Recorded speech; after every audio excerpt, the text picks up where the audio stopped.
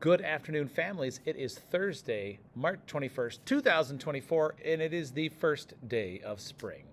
So I'm coming to you with our Robot Roundup vlog for the week, and we'll get right into our top two. So tomorrow is a half day with a noon dismissal. Students are dismissed at noon for spring break. Very exciting. Number two, I want you to have a safe and relaxing, happy, wonderful time away from school. Please get outside, enjoy some fresh air, maybe do some reading. Be mindful of your screen time and try to keep a bedtime routine that works when we come back to school on Monday, April 1st. All right, now with all that business out of the way, let's get right into our points for the week.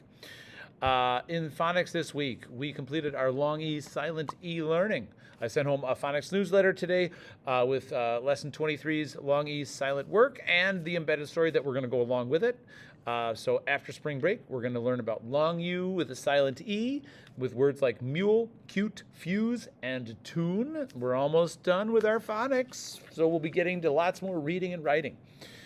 In math, we've perfected writing number sentences that match a given drawing or a picture with a number bond, and then we connected those parts to the part whole of number bonds and our pictures that we have been working on. Students also used various math tools to help them count and solve math problems, including involving parts unknown for things like how many would it be if you had 4 plus 3, or I have 7 things, some in one hand and 3 in another. How many do I have in my first hand? So kind of looking for, it's like algebraic equations essentially.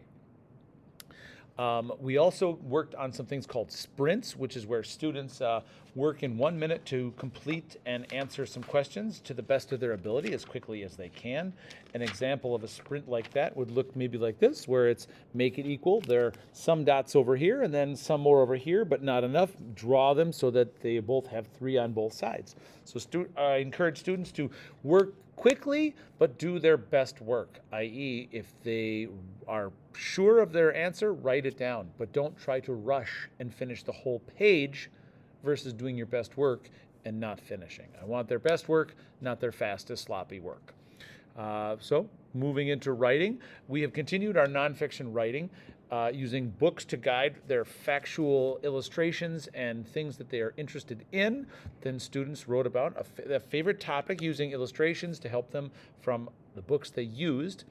Then we added a second component, an opinion component to their nonfiction writing. So students that completed their nonfiction writing added another 5-page book that details their personal opinion about their nonfiction topic and 3 reasons why they feel that way. So if you like insects, perhaps you like butterflies most, and 3 reasons why you might like butterflies, or why you might like cranes as a construction thing. So it's just getting students to think not only in terms of what's interesting, nonfiction writing, but what their opinion is, what they think and what they feel, and know how that's different than a pretend story, and that's different than nonfiction factual writing. This week we read in our reading portion some Arnold Lobel Frog and Toad series books, and then today, in honor of National Poetry Day, we read some poetry books by Shel Silverstein. So we read some poems from Where the Sidewalk Ends and A Light in the Attic, and some of our favorites were Sarah Cynthia Sylvia Stout and the poem Captain Hook. So I hope you are happy and healthy. I hope we keep a good eye on the weather for tomorrow because we don't know what it's going to be. But have a fantastic evening this evening. Have a wonderful day and weekend and spring break coming up. And the next time I see you, it'll be April. Crazy. So have a great weekend. Have a great spring break. Bye.